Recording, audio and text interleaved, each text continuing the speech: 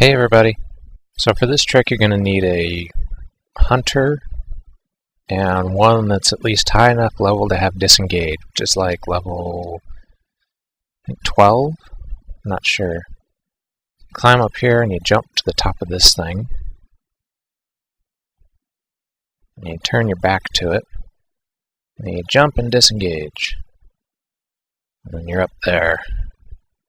It's pretty simple, pretty old trick. Then here's the one I learned, the jump disengage. And that sticks me softly onto the edge of the chimney. Then I can jump up. And now I'm up here, and my character's only like level 14 or something, and this is a trial account, so I don't have any flying mounts or anything. And I'm sure I could even jump over to there. Let's try it. Aim it this way. Jump, disengage.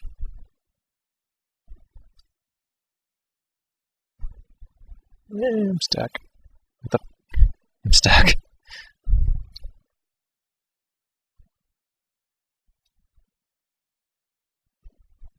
Huh. I never even knew there was fuego up in there. Anyways, that's how you do amazing jumping on the blacksmith.